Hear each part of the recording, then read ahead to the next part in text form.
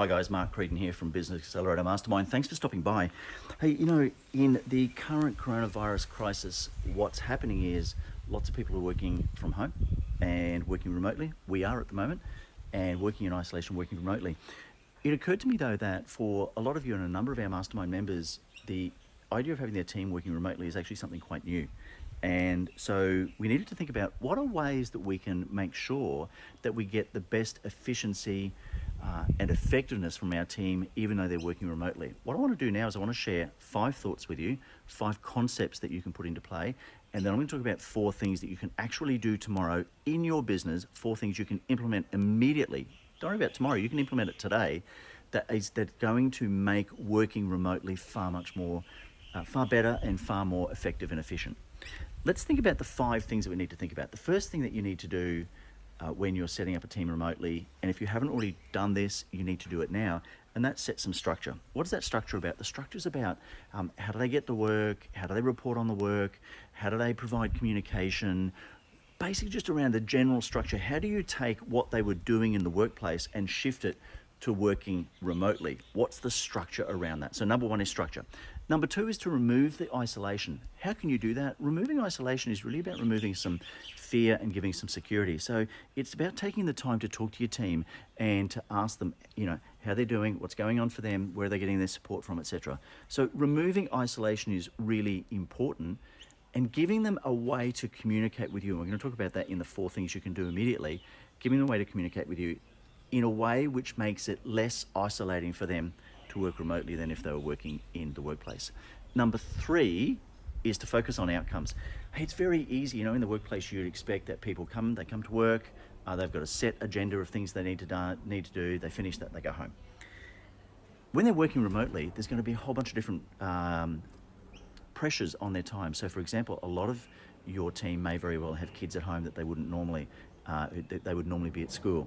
So for you, for your own mental well-being, it's important, I think, for you to focus on outcomes rather than focusing on when they're doing things. Does it matter if instead of being behind their desk or on the phone at 10 o'clock, they're having to do a bit of homeschooling or they're looking after one of their kids or something?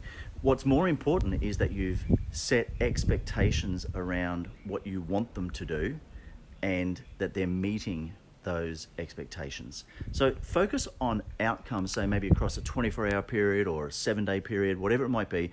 What's the outcome you want, and focus on that as an outcome. Number 4 is to set really clear expectations. So by that I mean is if I'm going to ask you to get something done, what's the time frame for it to be done? I expect that if I call you, you're going to answer the phone, or you're going to call me back within a certain period of time. Or if I email you or clients contact you, you're going to be available, or you're going to be able to return the call or the email within a set period of time. If you set those expectations very clearly, what'll happen is it'll enable you to focus on the outcomes. In other words, they're meeting those expectations and less on actually what's happening at any given time.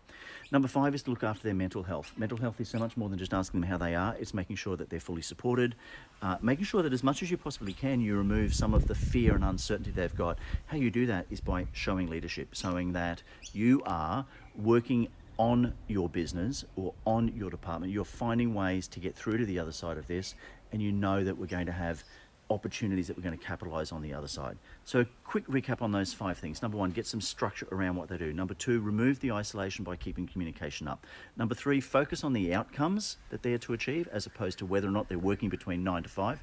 Number 4 is to be crystal clear on the expectations. When do you expect them to be able to answer calls or return emails or communicate with clients? And then number 5 is make sure in this process you take some time to talk about their mental health. And that's a really nice segue to the 4 things that you can do immediately right now in your business to help with that. Number 1 is to set up a weekly chat one-on-one, preferably by video. That weekly chat has 4 elements to it. It should be what worked, what didn't, or what did they struggle with, what are they currently working on, and what do they need help with. So run those 4 things in a weekly one-on-one chat. If you've got a large team, have a weekly one-on-one chat with your key team members and encourage them to have a weekly one-on-one chat with their members. Number 1, weekly one-on-one chat. Number 2, what I call a war meeting, which is a weekly action review. That should be a group meeting, again, preferably by video using Zoom or Whereby, one of those, where they actually get to not just talk about what the action was across the week, what happened for them, but across the business.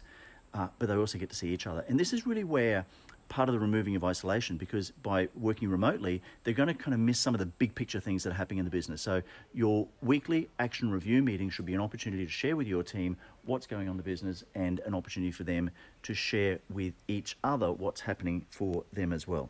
So number two was the weekly action review meeting. Number 4 is to set up a group chat. And you can use something like Whereby, or you can use something like WhatsApp, I should say.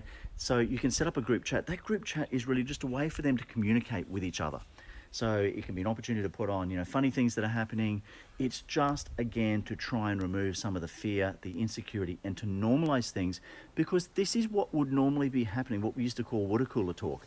This is what would normally be happening around the office or around the workplace environment. They'd be chatting with each other. Give them the opportunity to do that via something like a WhatsApp group. Finally, your key people.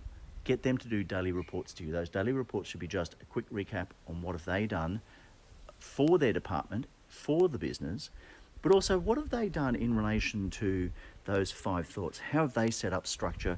How have they removed isolation? How have they focused on outcomes? How have they set expectations? And how have they looked after the mental health of their team? The advantage for you of having those daily catch-ups, and you can do that by using a program, something like Basecamp, where it sets up automatically daily catch-ups, is it'll enable you to maintain a constant monitor of the temperature in your business, and just to have an overview of what's happening. So 5 things to think about, 4 things to implement, and watch the efficiency and the effectiveness of your remote team increase dramatically. Talk soon.